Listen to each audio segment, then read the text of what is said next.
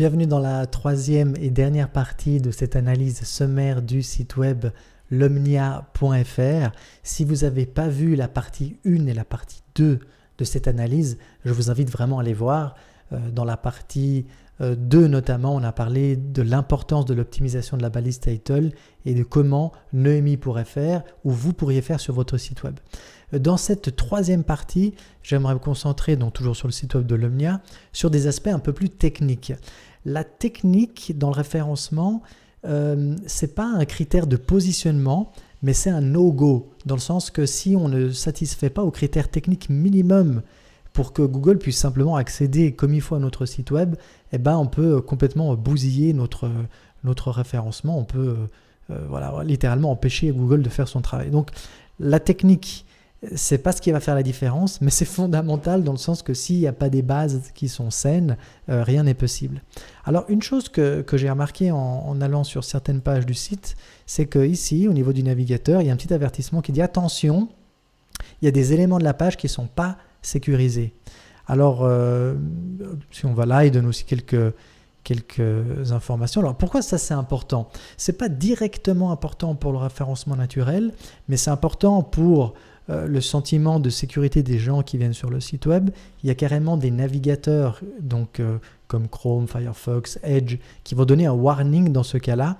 Et donc il faut éliminer ce genre de barrières techniques déjà pour la qualité de l'expérience utilisateur et on ne sait jamais si à terme ça sera un critère de positionnement. Je tiens à le dire, il y a beaucoup de mythes autour de ça. Il y a des gens qui croient, parce que Google avait communiqué là-dessus, que le fait que le site soit bien en HTTPS avec un certificat SSL est un critère de positionnement. Mon expérience montre plutôt que c'est un critère de différenciation lorsque c'est toute chose égale par ailleurs, lorsque deux sites sont vraiment égaux. Alors oui, ça peut être un petit point en plus, mais en gros, ce que je vais dire là maintenant, c'est pas un truc qui va faire des miracles en référencement. Par contre, c'est important et souvent, ça cache un petit souci technique. Alors, qu'est-ce que j'ai fait là? Je fais CTRL-U pour voir le code source de la page. Je cherche en fait les éléments qui ont un lien vers HTTP : sans le S. Alors là, ça, c'est pas un problème, c'est pas ça. Là, non plus. Donc là, ça va peut-être prendre un petit instant, le temps que je trouve. C'est pas ça non plus. Ah, voilà. Voilà, alors là effectivement. Donc, le soupçon s'est révélé être un véritable problème. Dans le code source de la page, il y a un lien vers pixoverso.com/lomnia/votre consultante. Alors je tiens à le dire, je ne jette la pierre à personne. Ça arrive tout à fait, un petit oubli, donc c'est pas un énorme problème, ça va se régler rapidement, donc c'est une bonne chose. Il y a en fait une image qui s'appelle noemi2.jpg. Je vais mettre en pause la vidéo pour te montrer exactement où c'est, ou à vous qui regardez cette vidéo, si vous souhaitez détecter qu'il n'y a pas le même genre de souci sur votre site. C'est donc cette image-là, donc la photo de Noémie. Elle contient un lien. Si je fais par exemple copier le lien et je le colle ici, je constate que c'est un lien qui ne contient pas le HTTPS. Voilà pourquoi il y avait le warning, parce qu'il n'y a pas ça, mais il y a aussi d'autres, il n'y a pas que ça, je veux dire, il y a d'autres éléments qui contiennent des éléments. Enfin, comment formuler ça? Il y a d'autres éléments de la page, typiquement des images, qui font appel à des ressources qui elles-mêmes ne sont pas en HTTPS. C'est pour ça qu'il y a le warning. Et là, ça m'a mis la puce à l'oreille. Et là, typiquement, il y a un lien vers une page d'un autre site, donc pixoverso.com, qui est très certainement la version de test du site. Donc, je suppose que Pixoverso, c'est la personne qui a fait le site. Et encore une fois, je ne jette pas la pierre. C'est une petite erreur qui va vite être réparée. Et à cette adresse-là, avant, là, on va voir qu'est-ce qu'il y a. J'y vais, je découvre en direct. Là, ça charge. Je mets sur pause pour ne pas vous faire trop attendre.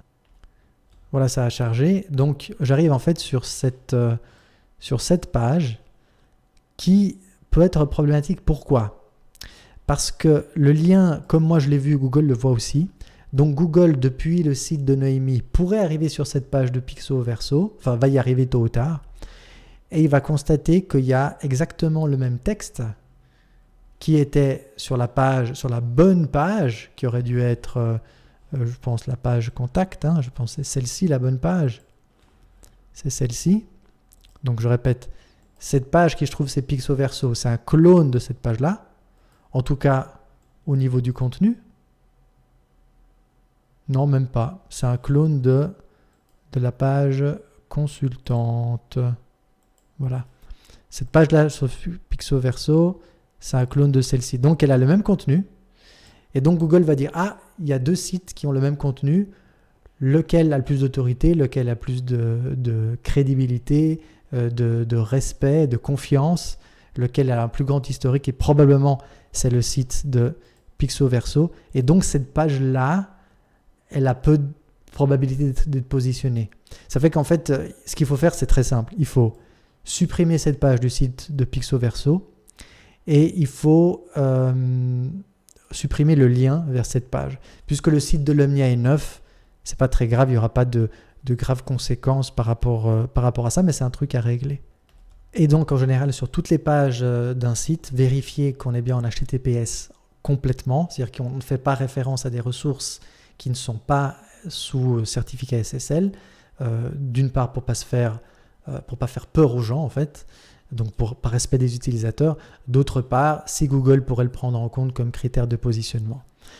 Ensuite, une chose importante à voir, je vais rapidement, c'est juste la vitesse de chargement. Alors encore une fois, là je tiens à le dire, contrairement à ce que disent beaucoup de gens, aujourd'hui, donc nous sommes pratiquement presque en juin 2021, malgré ce qu'on croit et ce qu'on dit, la vitesse de chargement n'est pas un critère dominant pour le référencement naturel.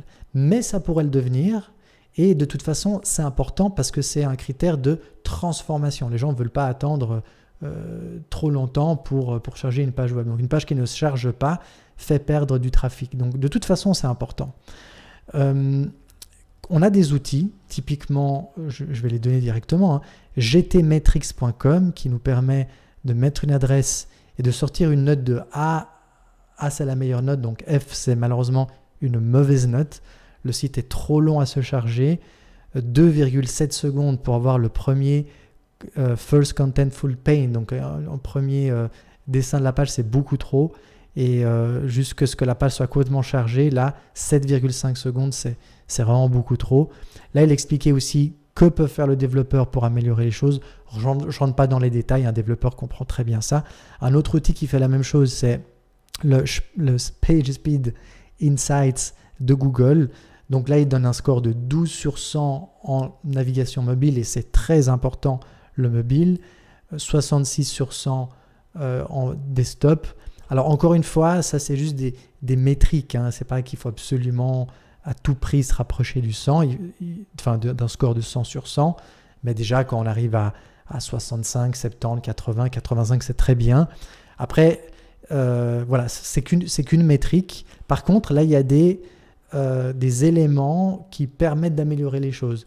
Typiquement, là, par exemple, avoir un meilleur hébergeur pour réduire le temps de réponse initiale, utiliser des formats nouvelle génération, éliminer les ressources qui bloquent le rendu, typiquement du JavaScript qui est trop haut sur la page.